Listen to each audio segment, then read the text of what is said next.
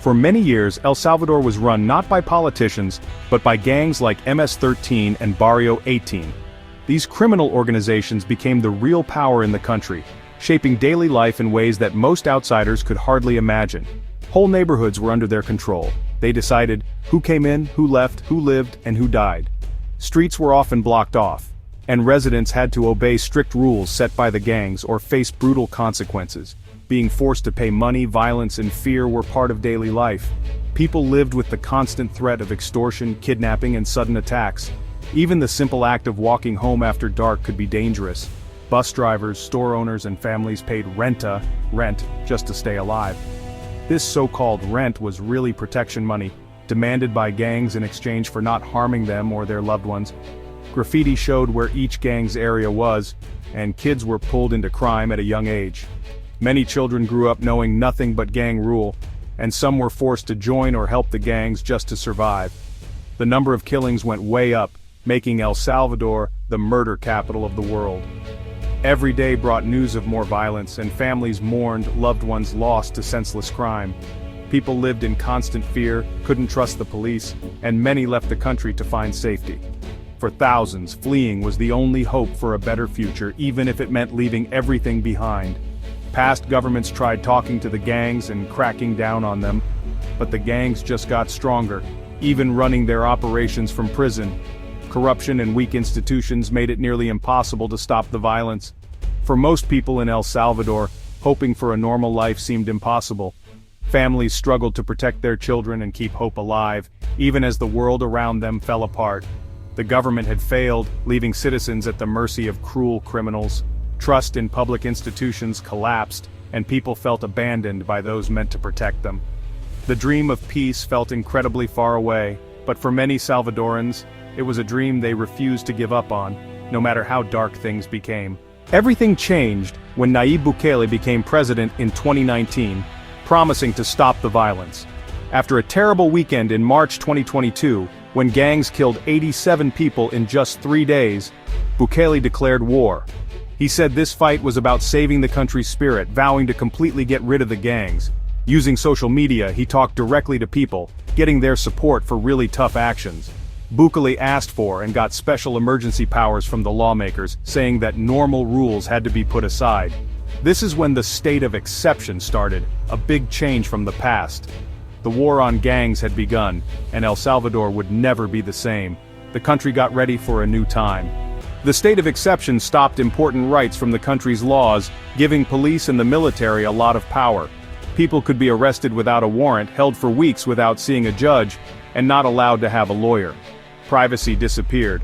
Phone calls, texts, and emails could be watched without a court order.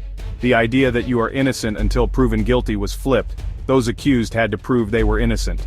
Groups that protect people's rights warned about unfair treatment, but most people in El Salvador thought these actions were needed. The government said to beat the gangs, normal rules had to be put aside. Everything was set for a huge number of people to be put in jail, more than ever before. Police and soldiers swept through neighborhoods long controlled by gangs, launching massive operations that led to the arrest of tens of thousands of people. The presence of armed forces became a daily reality, and entire communities watched as their streets were transformed into zones of constant surveillance and fear. The reasons for arrest were often vague or arbitrary. Having tattoos, being named in an anonymous tip, or simply looking nervous could be enough to get you detained. For many, it felt like anyone could be a target, regardless of their innocence. With prisons overflowing beyond capacity, President Bukele ordered the construction of CCOT, a massive new facility touted as the largest mega-prison in all of North and South America. It was a symbol of the government's uncompromising approach. Dramatic government videos showed lines of prisoners, many with tattoos, barefoot and heads bowed, being herded into their new cells. The images were meant to send a message of strength and control. CCOT was designed for punishment, not rehabilitation.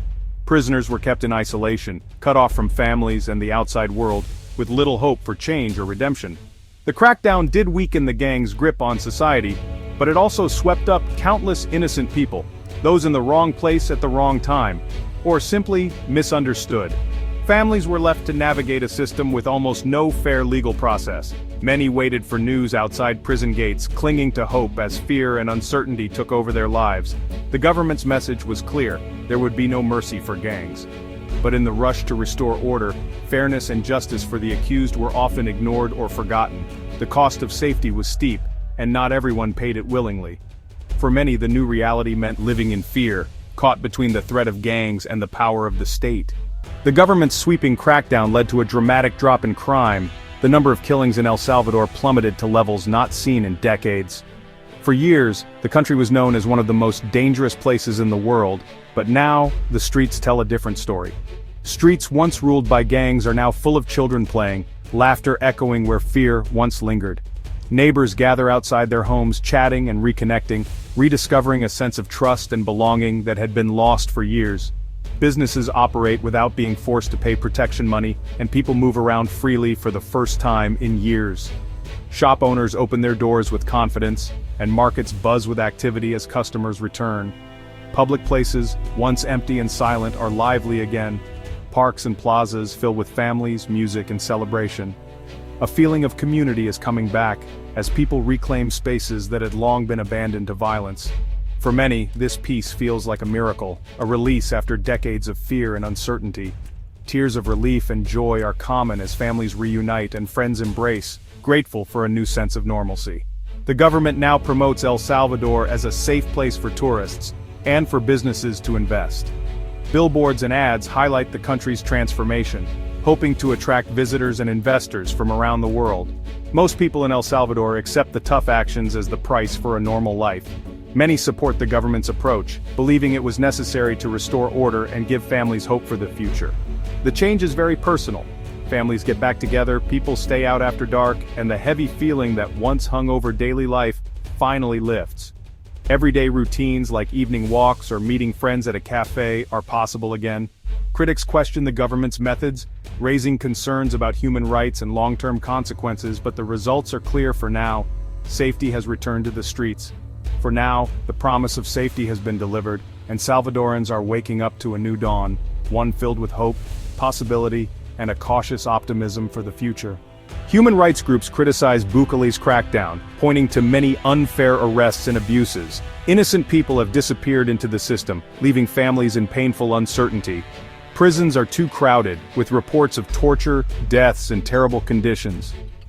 Mass trials and a lack of fair legal process have weakened the idea that you are innocent until proven guilty. The government says criticism is just outside interference, insisting that the good results make the methods okay. For families of those wrongly imprisoned, the cost is unbearable. The tough question is clear: can peace built on unfairness truly last? El Salvador's big change comes with a deep human cost. Bukele's plan helped him win re-election by a lot, and inspired leaders across Latin America. For most people in El Salvador, giving up some freedoms for safety was worth it. But locking up over 1% of the population is not a long-term fix. The main problems, poverty, not enough schooling, broken families, are still there. Experts warn that putting so many people in jail is expensive and could lead to more violence later. Other countries are looking at the tough hand approach, risking their own democracies. El Salvador is now a global example. A lot of force can bring order, but at what cost? The final result is not clear. Will this peace last, or will new problems show up? The world is watching to see if El Salvador's big gamble pays off.